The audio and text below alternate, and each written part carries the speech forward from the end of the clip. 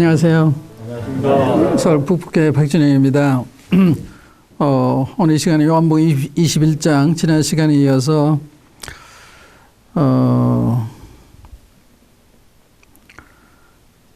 10절부터 보겠습니다. 이 장면은 그 주님을 기다리다가 많이 조바심하다가 더 참지 못하고서 거기 나갔던 제자들을 주님이 위로하시고 또 주님께로 다시 돌아오게 하기 위해서 도와주시는 장면입니다. 그래서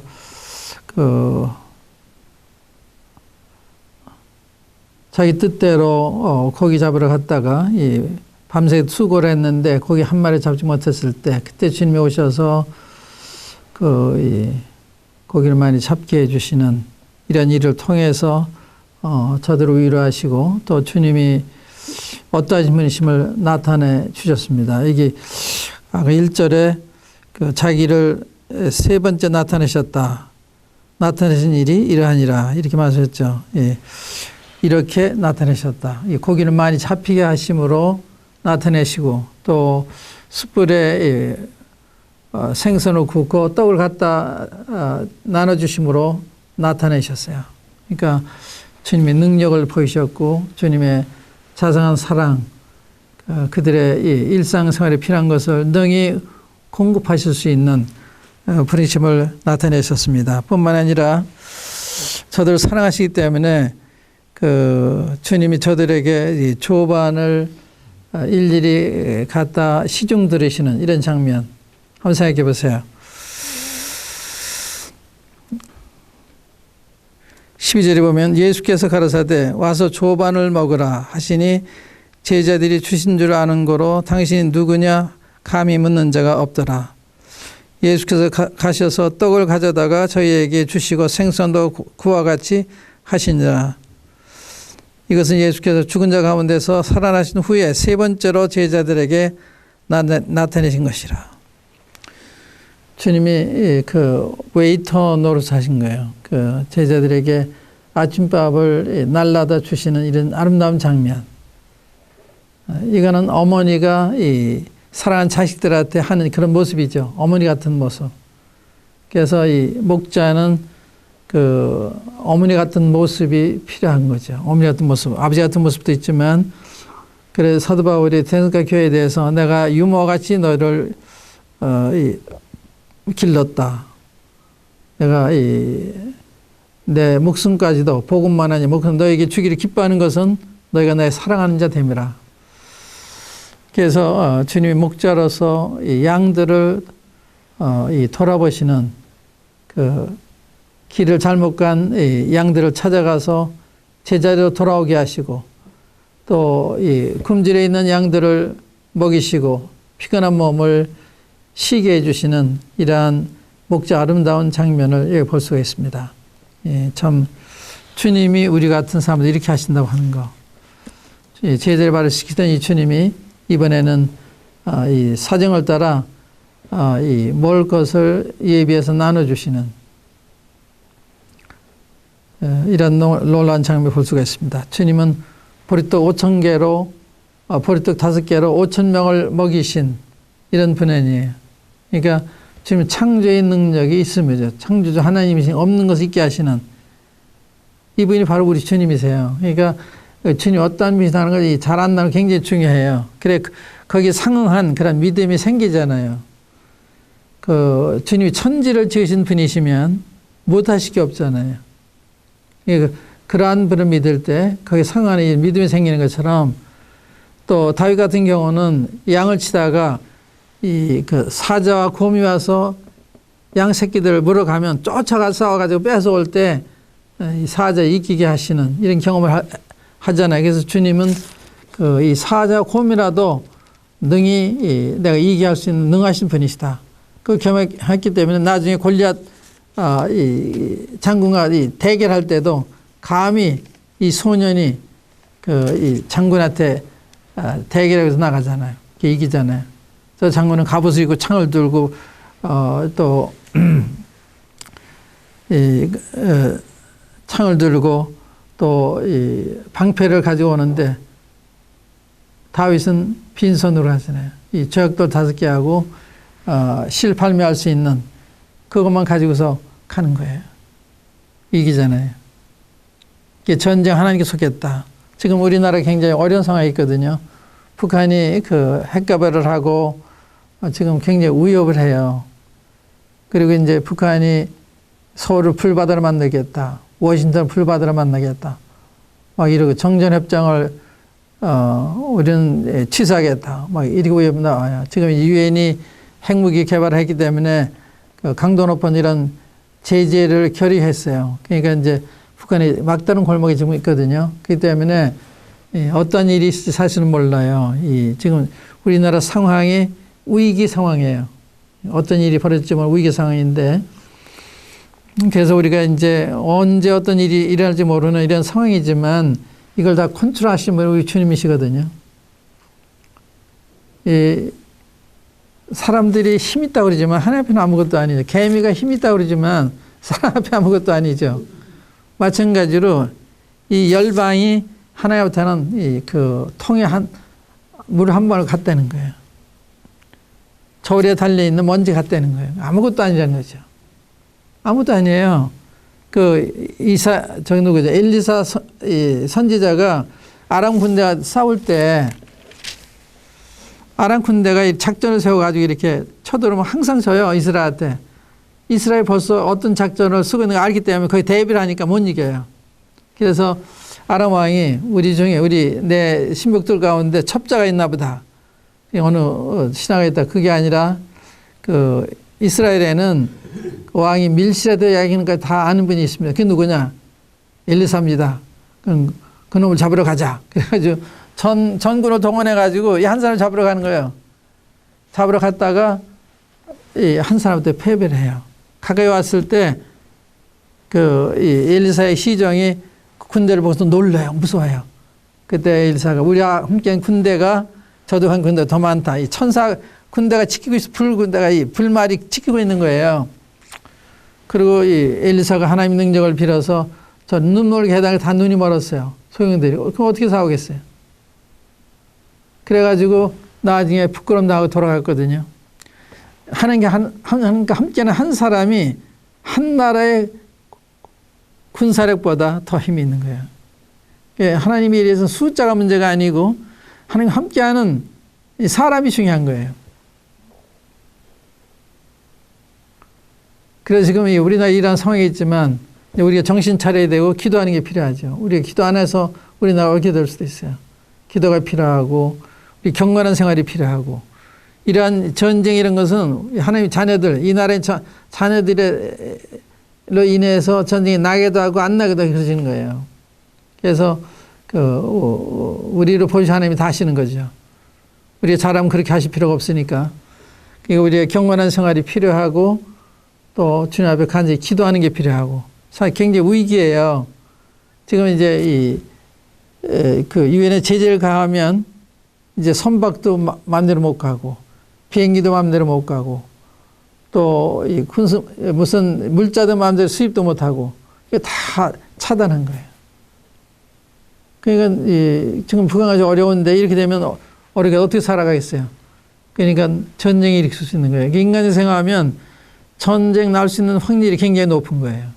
근데 저희도 핵무기를 만들어가지고 소형화해서 이제 이거를 사용하고 굉장히 걱정하는 거예요.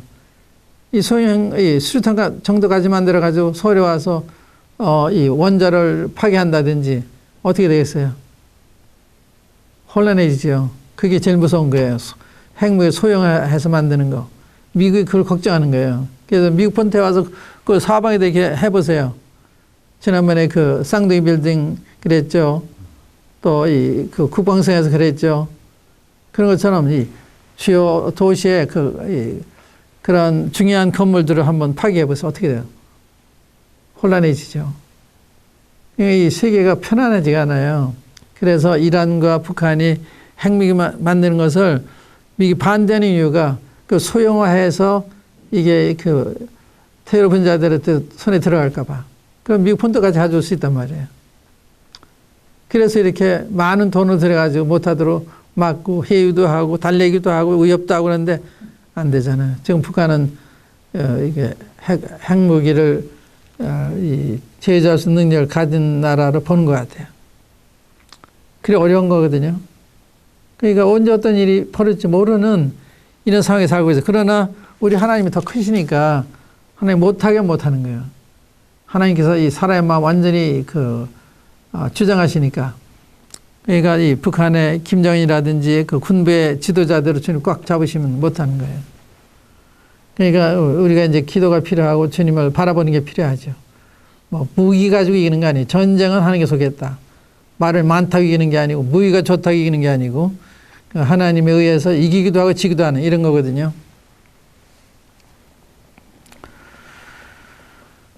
주님이 우리에게 시정 들으셨다. 주님이 이런 방법으로 자기를 세 번째 나타내셨다. 주님이 오늘날도 이런 방법으로 기도 응답을 통해서 나타나시기도 하시고 또 주님이 우리에게 어떤 길을 인도하시고 함께 하심으로 나타내 이렇게 하시는 거예요. 항상 옆에 계셔서 우리 보이게 해서 이렇게 하시는 게 아니에요. 때를 따라 필요를 따라 나타나셔서 우리에게 말씀하시고 도와주시고 그런 거거든요. 이번에는 이제 15절부터 베드로를 주님이 특별히 만나시는 이런 장면입니다. 주님 베드로에 관심이 많으세요. 베드로는 실수가 많은 분이죠. 성격이 매우 담대하기도 하고 또 성격이 인내심이 부족한 초조해하고 불안해하고 이런 요소가 많은 요한과 좀 다른 요한은 좀 명상적이고 생각하는 사람이라면 이 베드로는 행동 먼저 나가는 생각보다 행동 먼저 나가 이런 식의 성격의 사람이죠. 근데 주님이 이분을 좋아하세요. 왜 좋아하시느냐? 정직하니까. 정직하세요. 잘못하면 잘못한 걸 그만 고치고 이제 이런 점이 좋은 거죠. 잘못 아는 사람은 없는데 베드로는 잘못하면 즉각적으로 고쳐요. 솔직하고. 그래서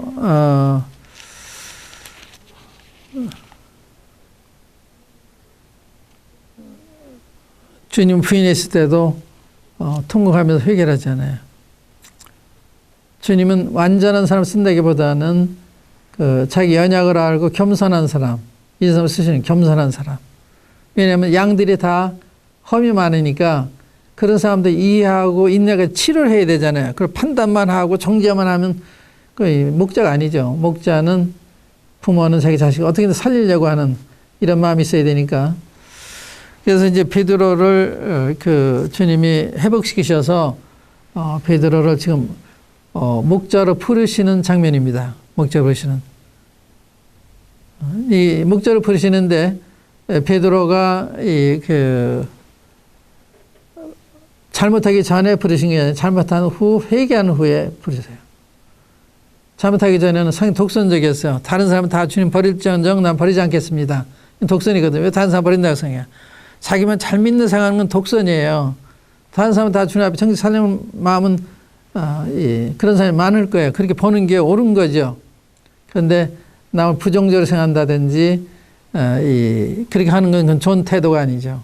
이 베드로는 태도가 다른 사람 다 버릴지언정 난 버리지 않겠습니다. 왜 다른 사람을 거기다 갖다 대요? 자기 얘기만 해야지. 이걸 독선이라고 그러는 거예요. 내가 다른 사람한테 낫다고 하는 거. 근데 난 게 아니에요. 주님이 자비로 날 쓰시는 거예요. 은혜로 쓰시는 거예요. 내가 나보다 나은 게 없는 거예요. 거기서 거기에요. 그렇기 때문에 주님이 완전한 사람을 쓰시는 것이 아니라 자기의 잘못을 알고 남의 잘못을 불쌍하게는 그냥 긍휼이 많은 겸손한 이런 사람을 쓰시는 거예요. 그런 사람 만드시기 위해서 주님이 베드로를 사탄에 내주셨던 거예요. 그래서 이 주님 부인하도록 허락하신 거예요. 너를 밀가루를 하기 위해서 사단이 날 청구했다. 내게 믿음이 떨어지지 않기 위해서 기도했노라. 그러시잖아요. 주님 다 하셨어요. 주님 부인하고 다 하셨어요. 그런데 놔주세요. 그래야 자기 잘못을 알잖아요. 자기 연약을 알아야 겸손해지잖아요. 자기는 나보다 낫다고 생각하고 있는 거예요. 그런 사람 주님 다 놔주세요. 나보다 낫다고 하는 사람은 다 놔주세요. 그래야 겸손해 남을 도울 수가 있는 거예요. 나보다 낫다고 생각하는 사람 나 판단이나 하지 나를 돕는 게 아니거든요.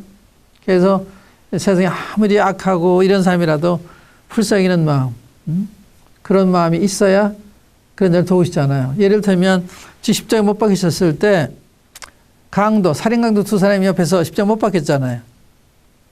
근데 한 강도가 뉘우치면서 주여 당신의 날이 임하실 때 나를 기억해 주십시오 했을 때 내가 진실로 내게 이르노니 오늘 내가 나와 함께 낙원에 있으라. 하나님 과거 묻지 않으시잖아요. 뉘우치니까 용서하시고 할라 데려가시잖아요. 그러니까 주님이 이렇게 자비하시고 너 이 살인 강도하고 이렇게 살고서 이제 와서 좋은 데 가겠다고 나한테 비는 거냐? 그렇게 안 하신 거예요. 주님은 70번씩 7번 용서해라 이렇게 하신 분인 거죠. 우리 용서하시고 자기 몸을 버리신 분이에요. 그러니까 얼마나 우리 용서에 기뻐하시는 누구든지 오면 용서 받을 수 있는 주님 제가 잘못됐으면 용서해 주님은 하루에 7번 잘못하고 7번 그렇게 해도 용서해 주시는 거예요. 이게 사회심이 많으신 분인데 베드로를 그런 사람 만드셔서 목자로 쓰시기 위해서 이런 과정을 걷게 하신 거예요. 이제 15절부터 보겠습니다. 15절부터 저희가 초반 먹은 후에 예수께서 시몬 베드로에게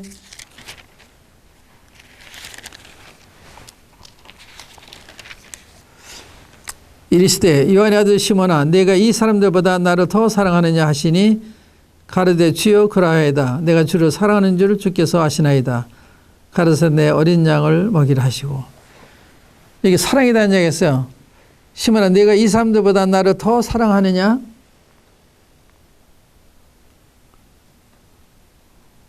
목자가 된다는 주님에 대한 사랑을 필요로 하는 거죠. 그런데 여기 이제 중요한 거는 주님은 내가 이 사람들보다 나를 더 사랑하는데 이 사랑은 아가페 사랑이에요. 그런데 베드로가 내가 주를 사랑하는 주께서 아시나이다 그 사랑은요. 필로스 사랑이에요. Do you love me? 했을 때 I like you. 이렇게 대답한 거예요. 호언장담 못하는 거예요. 이제 자기 주님 부인했기 때문에 너는 나를 절대적인 사랑으로 사랑하느냐 이렇게 물으셨을 때 저는 주님을 좋아해요. 그렇게 대답한 거예요. 그러니까 겸손하게 낮춰서 대답한 거예요. 저는 호언장담을 했는데 이게 굉장히 중요한 거죠. 베드로가 변한 거예요. 자기 실수를 통해서 겸손해진 거예요. 다른 사람 주님 버릴지언정 자기가 먼저 버렸다고요. 그러니까 이젠 그런 얘기 못하죠. 베드로는 겸손하려고 한 것이 아니라 이제 겸손할 수밖에 없어요. 겸손이라고 하는 거는 겸손하려고 하는 겸손이 아니라 내가 남보다 나은 것이 없다는 걸 발견했을 때 겸손한 사람이 되는 거예요. 남을 이해하고 불쌍히 여기는 마음이 생기는 거예요. 그게 필요한 거거든요. 그런데 그게 쉽지가 않아요. 자기를 보기 전에 게 쉽지가 않은 거거든요. 또 이런 자기를 주님 용서하시고 불쌍히 여기신 걸 알기 전에는 남한테 그렇게 대할 수가 없는 거예요. 그래서 주님 같은 마음을 가지려면은 이러한 과정이 필요한 거죠. Do you love me? I like you. 이렇게 대답한 거예요. 겸손히 대답한 거예요. 그러니까 내 어린 양을 먹이라 그랬어요. 내 어린 양. 주님이 믿은 지 얼마 안 되는 양들을 생하신 거예요. 이 어린 양들은 돌봐야 되잖아요. 제 서지도 못하고 자꾸 넘어지고 상처나고 이런 걸 목자는 나무라는 게 아니라 다 시중을 들어야 되는 거예요. 나무라지 말고 불평하지 말고.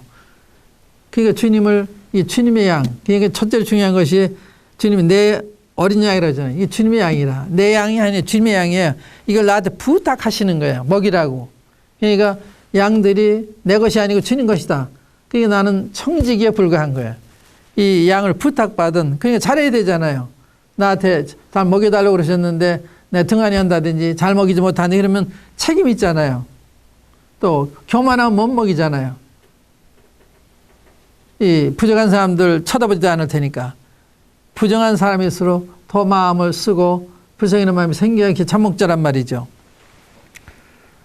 두 번째 가르사대 요한의 아들 시몬아 내가 나를 사랑하느냐.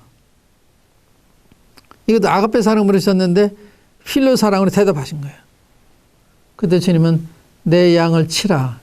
양을 치는 거 먹이랑 달라요.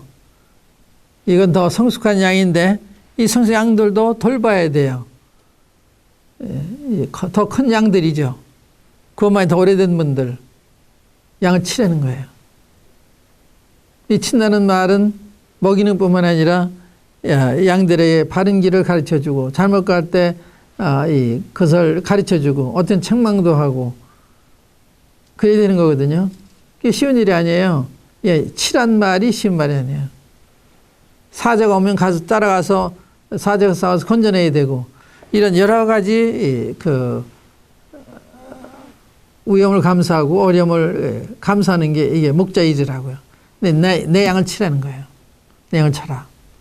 그러니까 어린 양뿐만 아니라 성숙한 양들도 잘 돌봐라 이런 말씀이죠. 그다음에 세 번째 가라사대 요한의 아들 시몬아 내가 나를 사랑하느냐. 이때는요 필요 사랑을 물으셨어요. 필요 사랑. 내가 이 사람보다 이 사람아 내가 나를 사랑하느냐. Do you like me? 이렇게 물으신 거예요. 주께서 세 번째 내가 나를 사랑하느냐 하심으로 베드로가 근심하여 가로되 주여 모든 것을 아시오며 내가 주를 좋아하는 줄을 주께서 아시나. 이게 또 사랑하는 중에 이게 필로스라. 필로스로 물으시고 필로 대답한 거예요. 근데 내 양을 먹이라. 그러니까 성숙한 양도 먹여줘야 되는 거예요. 사람은 양이에요. 양의 특징은 뭔가 하면 양은 자기 방을 못해요. 또 양은 방향 감각이 없어요. 자기 집 못 찾아가요. 개들은 다 자기 집 찾아가잖아요. 양은 못 찾아가요. 그러니까 목자가 없으면 굉장히 위험한 짐승이에요. 위험한 동물이죠. 목자가 있어서 보호를 해야 돼요. 또 인도를 해야 돼요. 이 양들은 어리석어서 앞서가는 사람이 가면 그냥 따라가는 거예요. 거기 낭떠리 있는 모르고 따라가다 같이 죽는 거예요. 그러니까 이런 것을 다 예방해주고 이런 것이 이제 목자의 일이거든요. 근데 주님이 이렇게 겸손한 베드로한테 양을 맡기셨다. 이거예요. 그가 잘할 때보다 잘못하고 회개했을 때 이런 사람한테 양을 맡기신다. 이게 중요한 거예요. 그래서 이 참 목자는 사랑이 중심이 돼야 돼요. 나는 선한 목자라. 선한 목자 양들에서 목숨을 버린다.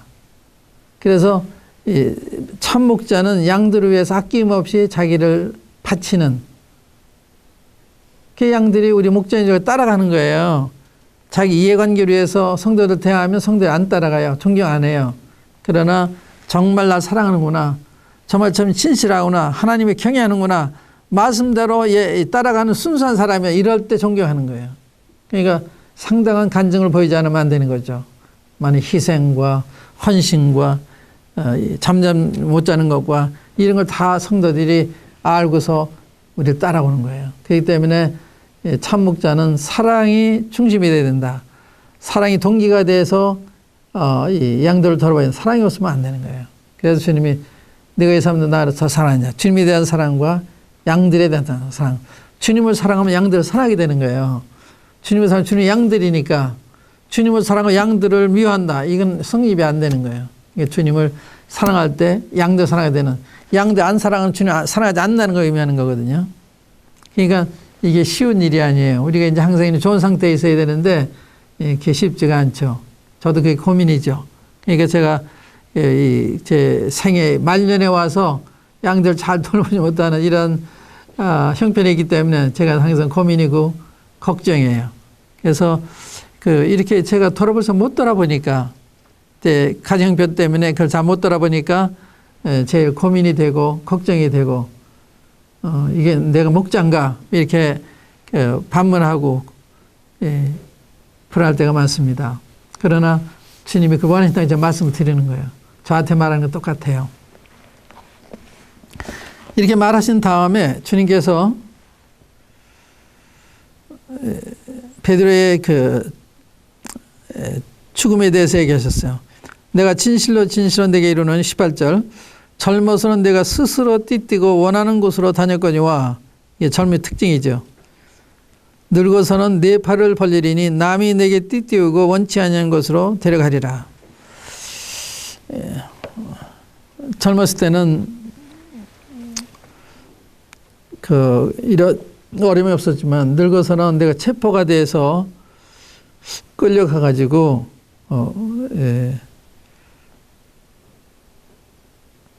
원치 않는 곳으로 데려가서 너를 처형할 거다. 이 말씀이 내포된 것입니다. 그러니까 그다음 보면 이 말씀을 하시면 베드로가 어떠한 죽음으로 하나님께 영광을 돌릴 것을 가르치미러라. 이 말씀을 하시고 베드로에게 이르시되 나를 따르라 하시니 베드로가 어떠한 죽음으로 하나님께 영광을 돌릴 것을 가르치미러라. 주님은 우리 죽음을 통해서도 영광받기 원하시는 거예요. 그래서 만약 우리가 암이 걸렸다. 암병을 통해서 주님 영광을 돌려야 되는 거예요. 또 우리 어떤 형편에 있든지 그런 형편을 통해서 영광을 돌려야 되는 거예요. 주님 그걸 기대하시는 거예요. 주님이 그 길을 가셨잖아요. 먼저. 주님은 안 하시고 우리한테 하라고 그러시는 게 아니에요. 그래서 이 주님께서는 우리 죽음을 통해서도 영광받기를 원하시는, 그렇기 때문에 우리가 어려운 당했을 때 바로 죽는 거, 좋은 자세로 죽음을 맞이하는 거, 그래서 주님의 영광을 던지는 거, 이게 굉장히 중요하다고 생각해요. 그래서 베드로 어떠한 죽음으로 하나님 영광을 돌릴 것을 가리키심이라. 이 말씀하시고 베드로에게 이르시되 나를 따르라. 이런 앞에 순교가 있을 것을 말씀하시면서 따르라고 그러시잖아요. 베드로 따라가요. 날 따라오면 끝이, 너 원치 않은 것으로 다른 사람이 너 끌고 갈 거야. 그리고 죽일 거야. 그런데 그리고도 따라오라고 그러세요. 주님이 난 그게 좋아요. 주님은 항상 솔직하게 말씀하시니까 계시록 보면 내게 죽도록 충성하라. 그럼 내게 생명의 면을 주겠다. 내가 10일 동안 환난을 당할 거다. 주님 그걸 다 숨기지 않으세요. 내게 이런 환난이 올 것이고 얼마 동안 환난을 당할 것이고 그러나 죽도록 충성해. 그래서요. 죽도록 충성해. 내 생명의 면을 줄 거야. 그게 너무 좋잖아요. 솔직하게 말씀해 주시니까. 이게 베드로한테도 어떻게 죽을 것을 말씀하시고 날 따라오라 그러잖아요. 우리 주님 따라가면 그 고난이 있고 억울함이 있고 부당함이 있고 이런 게 있을 수가 있어요. 그게 주님이 가신 길이고 사도들이 가는 길이고 다 좋은 길만이 아니에요. 울퉁불퉁하고 거친 것이 많고 가시가 많고 이런 길을 가는 거예요. 그러나 주님이 동행하시니까 이러한 길이 그러한 길이 없이 주님 없이 걷는 것보다 더 좋으니까 우리에게 가는 거거든요. 억지로 가는 거예요. 원해서 가는 거죠. 그래서 주님을 따를 때는 자기 십자가를 지고 자기 부인하고 따라오라 그러잖아요. 자기 부인하고. 그러니까 내 마음에 맞게 주님이 인도하시지만은 않으세요. 주님의 뜻에 따라 우리가 원치 않는 것도 그것으로도 인도하시고 하게 하시고 그러시는 거예요. 나중에 가보면 그게 복된 길이에요. 근데 우리가 몰라서 그런 거죠. 그러니까 주님을 따르고서 불행해지는 거 먹어봤어요. 불행해지는 것 같은데 안 그래요. 불행해지는 것 같아요. 불행해지는 거 아니에요. 주님이 우리 삶을 더 높이시는 거예요. 그걸 통해 높이시고 더 영원하게 하시고 더 귀하게 수행하시는 거거든요. 주님이 처음에도 베드로한테 나를 따르라. 그럼 너로 사람을 낚는 어부가 되게 하겠다. 그런데 이 마지막에도 날 따르라는 게 주님 말씀이에요. 주님을 섬기는 것은 주님을 따르는 거예요. 주님 인도하시는 대로 내 생각에 맞지 않더라도 주님 가라면 돼 하고 가는 거예요. 그게 참 정이거든요. 그렇게 가면 거긴 양들도 없는데요. 사람도 몇 명 왔는데요. 그렇게 하는 게 아니에요. 한 사람을 위해서 가라 그래도 돼. 그러고 가는 거예요. 그러니까 우리는 무슨 목회에 성공하기 위해서 큰 교회를 해야 되고 반드시 그런 게 아니에요. 주님이 10사람 가지고 하면 10사람 하는 거예요.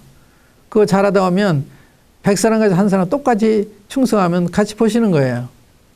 100사람 했다고 더 상을 주시는 게 아니거든요. 충성도를 보고 주시는 거지. 나를 따르라. 근데 베드로가 이때 베드로가 돌이켜 예수의 사랑하시는 그 제자가 따르는 것을 보니 그는 만찬석에서 예수의 품에 의지하여 주여 주를 파는 자가 누구니까 묻던 자더라. 이에 베드로가 그를 보고 예수께 여짜오되 주여 이 사람 어떻게 되겠사옵나이까. 예수께서 가라사대 내가 올 때까지 그를 머물게 하고자 할지라도 네게 무슨 상관이냐. 너는 나를 따르라 하시더라. 여기 베드로가 요한을 보고 여기 예수의 사랑하는 그 제자는 요한 자신을 가리켜 말씀한 거예요. 이 요한복음을 기록한 참 겸손한 분이죠. 예수를 사랑하시는 제자, 그렇게 하면 교만한 거죠. 예수의 사랑하시는 그 제자. 그 예수의 사랑에 의지해서 따라가고 있는 자기죠. 자기 예수님 사랑해서 그와 같으면 내가 남보다 예수님 더 사랑하지 않아요. 그럴 사람인데 이제 베드로가 그 점에서 바뀌었죠. 근데 여기 요한에 대해서도 예수의 사랑하신 그 제자가 따르는 것을 보니 그를 보고서 이 사람 어떻게 되겠습니까? 묻혔어요. 주여 그건 자기 소관이 아니에요. 그래서 주님이 내가 올 때까지 그를 머물게 하고자 할지라도 네게 무슨 상관이냐. 너는 날 따르라. 좋은 말씀입니다. 주님 다른 데 있어서는 옆을 쳐다보면 안 돼요. 옆을 시험 받아요. 똑같이 주님을 섬기는데 어떤 사람은 더 좋은 환경에서 섬기고 어떤 사람은 어려운 상황에서 섬기고 이런 경우가 있거든요.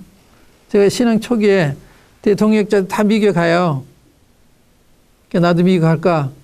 뭐 시험 받은 적이 있거든요. 그때 그런 생각하다 제가 생각 바꿨어요. 어떻게 바꿨는가 하면 주님 부르심이 다 다르죠. 바울을 부르신 길이 다르고 베드로를 부르신 길이 다르고 요한을 부르신 길이 다 다르지. 저분들 미국에서 저 홍영과 주님 섬기도 어려운 그렇게 해야 되겠고 나는 더 열악한 환경 한국에서 하라면 이렇게 해야 되겠고 하고서 제가 굳혔어요. 그랬더니 주님이 정말 다른 길로 인도하셨어요. 이렇게 했는데 독일로 미국으로 가도록 하셨거든요. 그래서 거기서 아이들 교육도 시키고 이런 일을 하게 됐는데 그게 제가 선택한 게 아니에요. 주님이 아이들 교육을 위해서 내가 이렇게 하신다 그러니 그렇게 하셨다고요. 제가 미국 가는 사람 나무랬거든요. 천국 갈 사람이 미국 왜 가? 이러면서 내가 나오려던 사람이 내가 미국에 간 거예요. 난 주님의 제 뜻에 의해서 간 건 아니거든요. 그러니까 주님이 그런 일을 하시는 거예요. 그래서 우리가 특히 작은 걸 선택하면 큰 걸 주시고 자기를 낮추면 높이시고 아브라함한테 내 독자 이삭을 나한테 드려라 하니까 드린다 그러니까 죽이지 마라 그러시잖아요. 지금 그러신 거예요. 우리만 시험하시는 거예요. 그래서 주님이 뜻이라면 내 생각에 불리하고 원치 않는 거라도 내 할 때 그 사람을 주님이 쓰시는 거예요. 그 사람을. 그러니까 우리 내 마음에 든다고 안 들어서 싫어요 하면 안 되죠. 주님 인도하신 길이면 네. 주님 인도하신 게 가장 적절한 길이고 제가 맞는 길이긴 주님 하실 거라고요. 그렇게 믿고 따라가야 되는데 내가 허영심이 있어서 내 마음에 안 든다고 저는 거기 가기 싫어요. 그럼 그런 사람 주님 못 쓰실 거예요.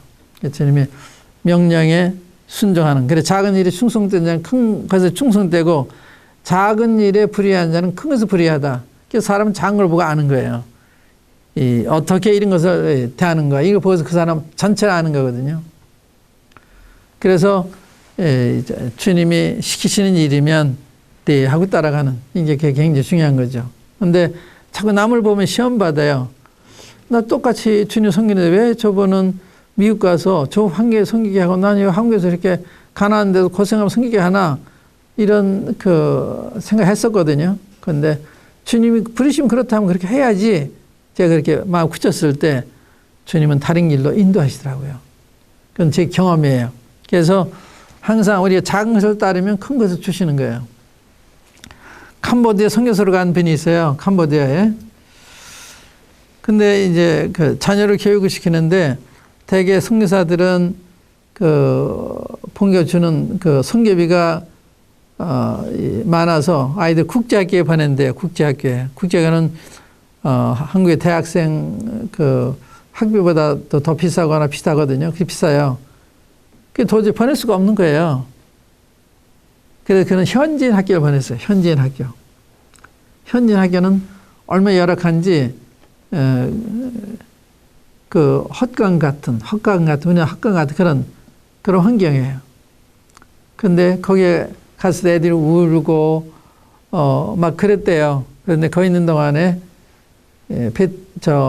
캄보디아어를 빨리 배운 거예요. 그래가지고 전두환 대통령이 거기 갈 때 전두환 대통령 통역하는 새가 하는 사람이 되고 전두환 대통령 미국의 대학에 보내가지고 미국 대학을 공부하고 그런 거예요. 그러니까 만약에 국제학에 갔다면 캄보디아를 잘못하니까 그런 길을 얻을 수가 없죠.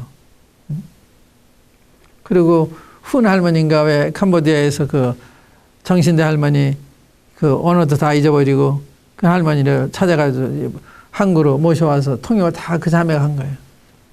그래서 지금 캄보디아 학교에서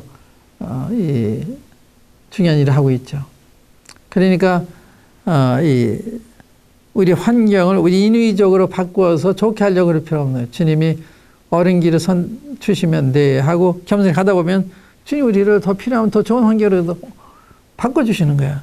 더 좋은 학교도 보내주시고 안 바꿔도 괜찮으신 거고 주님이 하신 게 가장 좋은 거니까. 그래서 범사에 감사한다. 이게 중요한 거고요. 예, 항상 기뻐하는 게 중요해요. 항상 주님의 현재가 주님 인도하신 최선의 길이다. 이렇게 봐야 되는 거거든요. 근데 이게 그래서 범사에 감사라는 거예요. 범사의 여호와를 인정하라. 그럼 내 길을 지도하신다. 하나님을 사랑하는 자 곧 그 뜻대로 부르심을 입은 자들에게는 모든 것이 합력해서 선을 이룬다. 이렇게 해서 당신의 뜻을 이루어 가시는 거예요. 그래서 우리에게 좋든 나쁘든 마음에 들든 안 들든 감사하고서 따라갈 때 주님이 그런 사람을 기억해 보시는 거예요. 그런 사람을 불러 쓰시는 거예요. 그러니까 내 이기적인 마음이 있어서 내 좋은 것만 하고 나쁜 거 안 하려고 그런 주님이 안 쓰시죠. 그래서 뭐 쓸 수가 없죠. 그래서 주님의 쓰임 받으려면 이러한 자세가 중요한데 베드로가 이 요한을 보고서 이 사람 어떻게 되겠습니다 했을 때 그게 내게 무슨 상관이냐? 그건 내가 상할 바가 아니야. 그거는 내가 이렇게 하고 저렇게 하면 내게 무슨 상관이냐? 넌 날 따라라. 그러니까 주님 따를 때는 옆 사람 쳐다보면 시험 받게 돼요. 그러니까 주님만 바라봐야죠. 그리고 주님이 뜻이게 날이 이렇게 인도하셨으니까 이 길을 즐거운 마음으로 가는 거예요. 가다 보면 주님이 생각지 않은 복을 우리에게 내리시는 거예요.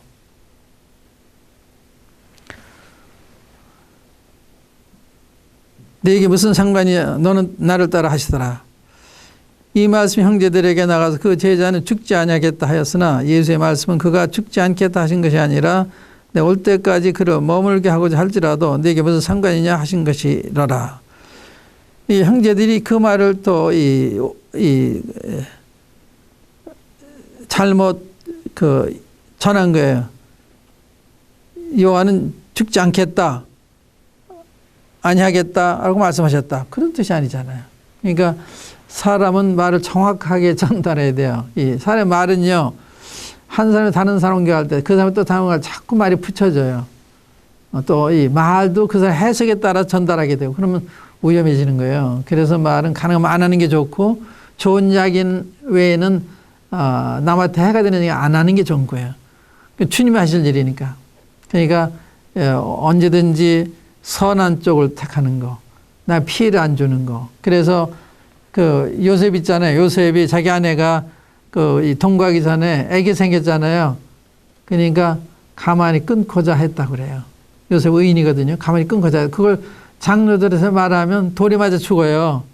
자기 배신했다고 생각했지만 피 받는 건 원치 않아요. 그래서 가만히 끊고자 할 때 그게 의인이에요. 의인은 이 남에게 피해를 안 주려고 하는, 피해를 주는 게 아니에요. 바리새인들은 의의를 주장하는 사람들이에요. 의의를 주장하는 사람과 의인은 다른 거예요. 의의를 주장하는 사람은 의인이 아니에요. 그러니까 의의를 주장하는 사람은 가늠하다 잡힌 여인을 막 끌고 오잖아요. 우리 주님을 비판하잖아요.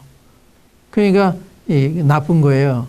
의의를 주장하는 사람과 의인은 다르다. 의인은 어진 마음이 있고 남에게 피해 주지 않을 마음이 있다. 그래서 우리는 남에 대한 이야기를 조심해야 된다. 좋은 이야기 하지만 나쁜 이야기는 안 하는.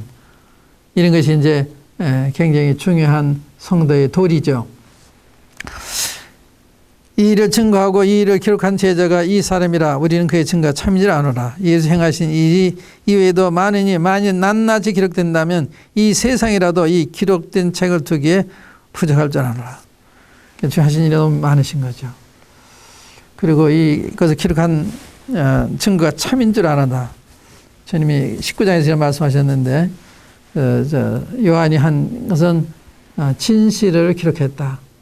있는 게 되신 거예요. 이게 봐도 알잖아요. 이게 꿈인 이야기인지 진실인지. 그래서 우리는 이 주님의 부활에 대한 20장, 21장을 상기해봐서 이 대사건 여러분 읽어보시고 또 마태복음 28장, 마가복음 16장, 누가복음 24장 또 겸해서 읽어보시면 주님 부활에 대한 신앙을 공부하는 데 도움이 될 것이고 여러분들 생애에 새로운 용기를 북돋아 줄 거예요. 그래서 부활에 대한 기사를 잘 읽어보시고 담대한 마음 주님을 쫓아 사시기 바랍니다. 감사합니다.